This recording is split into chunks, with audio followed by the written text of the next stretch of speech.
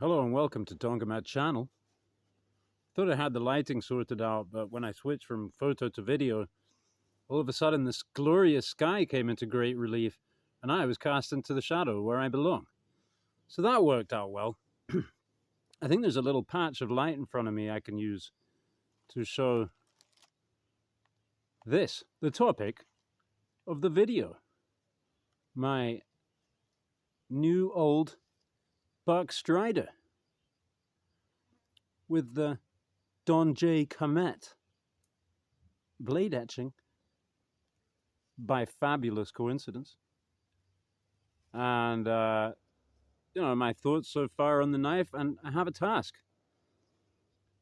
I ran over the rake.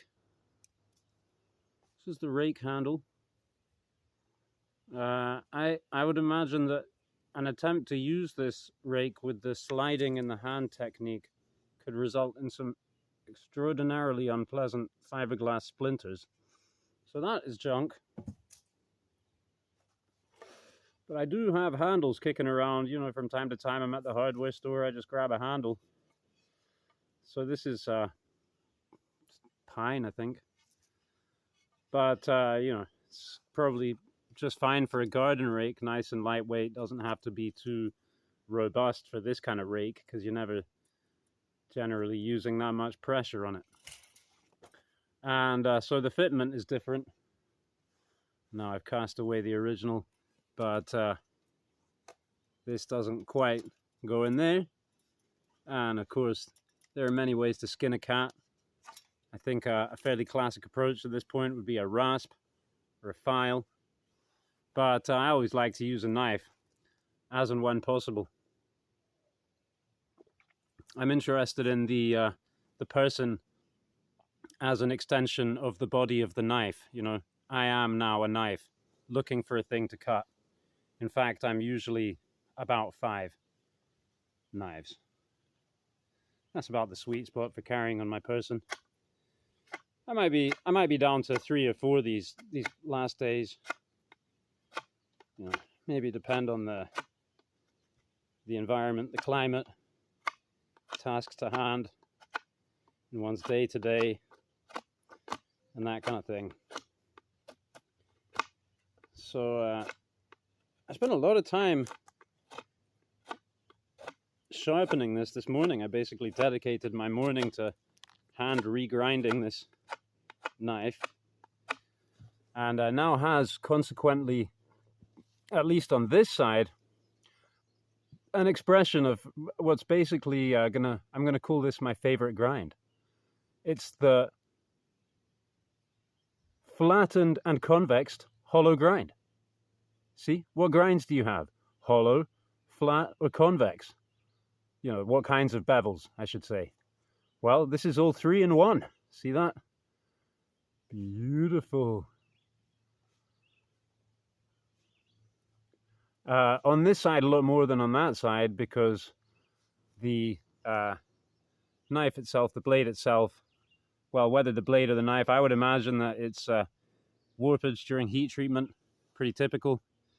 I'm guessing that this amazing sandpaper-esque finish, file finish they put up here, which I was using to file my nails yesterday, but I since realized is of course very good if you're pinching up, to use the unserrated area of the blade. It's good for that, but possibly could be used to hone an axe or something. The steel is definitely pretty hard, ATS 34 with a decent heat treatment. I wouldn't necessarily think it would be much higher than 60, but yeah, good hard grinding by hand, mostly on a 400 grit as well. I didn't really go down to the lower grits. Sometimes I like to just kind of take my time, and yeah. So then, because the blade was naturally, and I think therefore that the way that this kind of strider was made, as you can see, it's pinned here. So you can't take this whole thing apart. You can presumably take the blade out because there's a machined pivot screw, but yeah, this is all pinned together. So I think they put the knife together and then they did the final grind, maybe. because it would stand to reason, because the blade is fairly well centered. The point is fairly well centered in there, and consequently, the grinds are off. It's a kind of a compensatory thing. Look how high the flat is on this side versus how high it is on that side. Now, I mean, it should be kind of the same actually now, because as you can see on this side, I'm encroaching. So I've encroached in order to match it. Still looks a little higher on this side. But so we're flattening out on this side, working our way up. Well, I will mention the Yakut knife, which has a convex precisely for a right-hander. On this bevel, you have a convex, and this is a flat. So this is a similar effect, meaning if I'm whittling like this, I have all the steerability of that bevel, and yet overall the geometry can be keener because it's flat on this side. And this side I can also use just fine because it's also apple seeded on that side.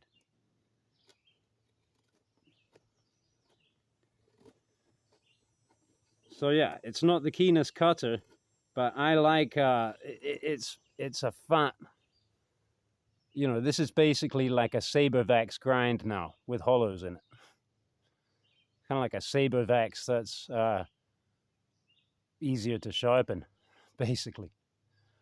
Because, once you're no longer laying the knife flat, as you would with a zero grind Scandi, for example, in order to instantly, which I don't like that notion anyway, because you get no steerability. You have to have some convex at the apex in order to cut in and back out again when you're dealing with wood grain and stuff. That's interesting. I was going to say, because the lockup seemed, oh, no, I got a click there. I think I need to tighten the pivot because the lockup seems rock solid, but I'm detecting some movement. And just doing that wiggle there, something went click. So, I mean, considering that this was definitely a user knife, all kinds of beaten up, and even the liner up here is bent and bashed. So the lockup seems good. There's not really any perceptible blade play generally, but something is up. Maybe if I tighten the pivot a little bit. I mean, the action is, it's not like drop shot, but you can get it to full.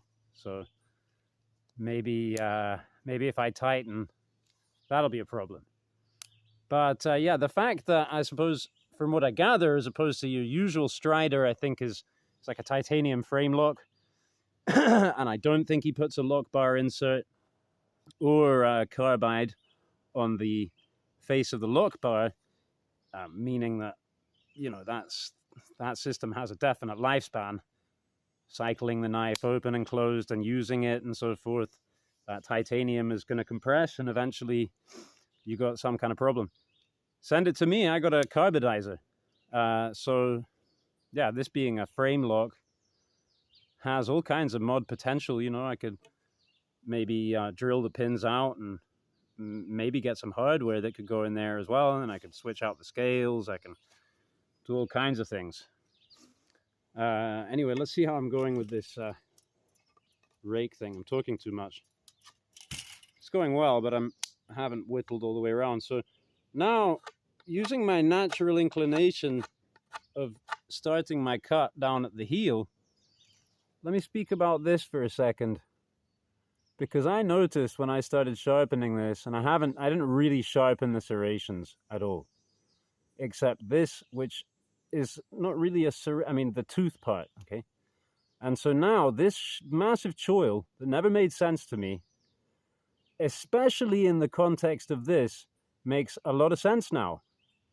I am still toying with the idea of sharpening this as well and having like a little toothy hawkbill here, but I think maybe not, because that would start to interfere with the robustness of this tooth itself, which, as you can see, stands proud. It stands well proud of the other serrations.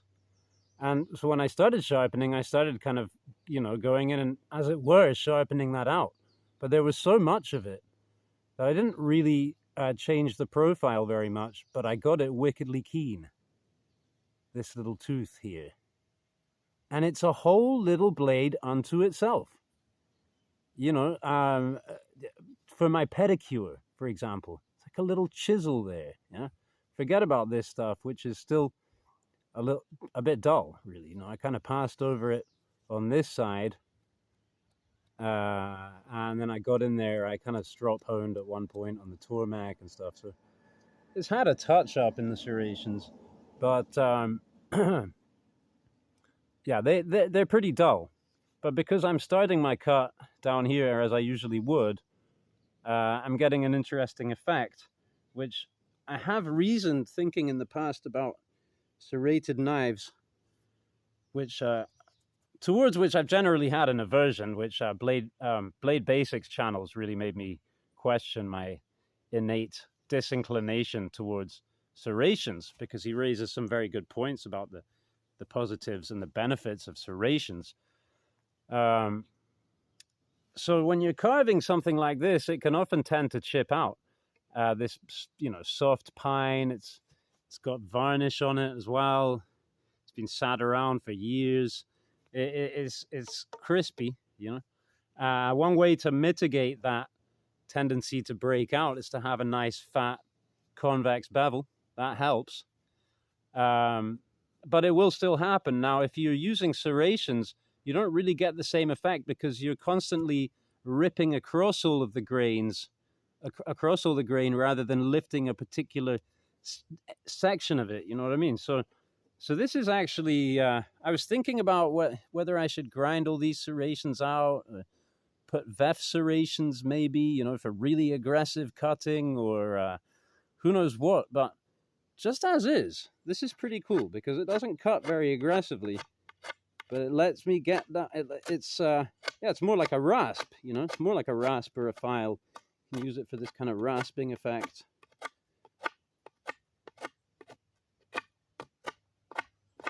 So now I've done that, I've removed stock.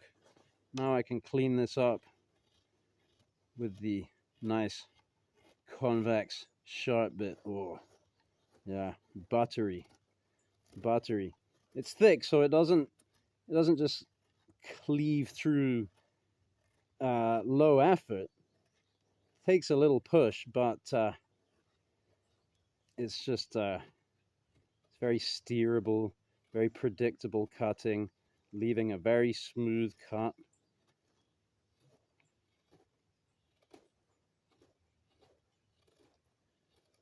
Now, along the way, I got curious when I was speaking about that rasping effect.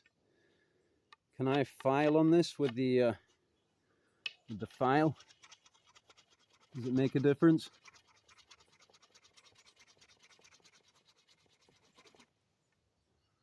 Woof. Well, God, it's very smooth, so it's a very fine grit. But yeah, maybe you could use it to do some polishing or smoothing on some wooden part or something soft. Chamfer a piece of aluminum, making a shim for something out in the bush, out of a tin can you picked up. Cut it with your knife, rip it somehow. Probably just fold it and break it, right? That would be the way to go for it, right? Bash it with a rock along a line, pull it apart. Now you got sharp edges. You already decided to not use your edge to cut the can and wreck it. So now how are you going to get that burr off? Well, it just so happens that your Strider knife has a built-in file on the blade. Very unusual feature that makes really good sense in all sorts of ways, given, of course, that one is working with a fairly stainless steel. Otherwise, that would get fugly quickly, in my case at least. Well, yeah, I've kind of overcooked it, and I need to taper out at the base a little, or taper in down here a little more. It's a good result. We wouldn't really want this threaded part to necessarily be structural because it's compromised. hope. Little scrape.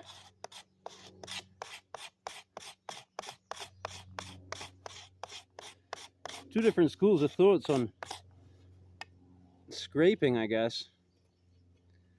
Came to my attention, and I commented on the channel before, that Stradivarius, the great violin maker, the godfather of modern violin making, he used broken fighting knives for scrapers. So it was a stocky thing, you know, and just ground to zero. Nowadays, people tend to use card scrapers and thin stock, very thin stock. So I'm not necessarily sold either way, but I mean, the thing is, it is a very different experience when you scrape with a knife that has a bevel that's really well backed up, but is thin, you know, something like a Skinner knife, or, well, a hollow ground Skinner, something like that. It seems to work really well, you know, and it's interesting to me, the notion that how thick it is up here affects what's going on down here. But of course it does, because it's all connected, right?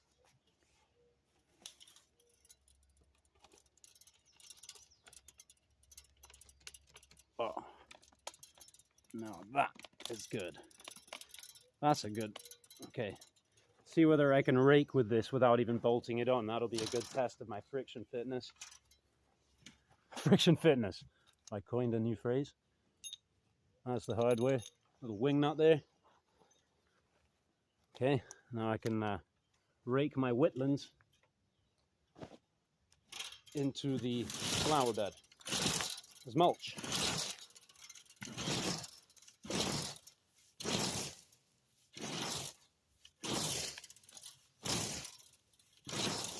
Yeah, job done.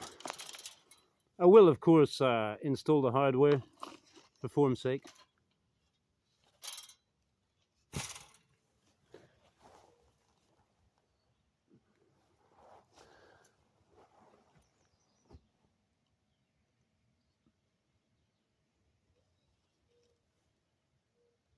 Very interesting tool. I'm really delighted to have it.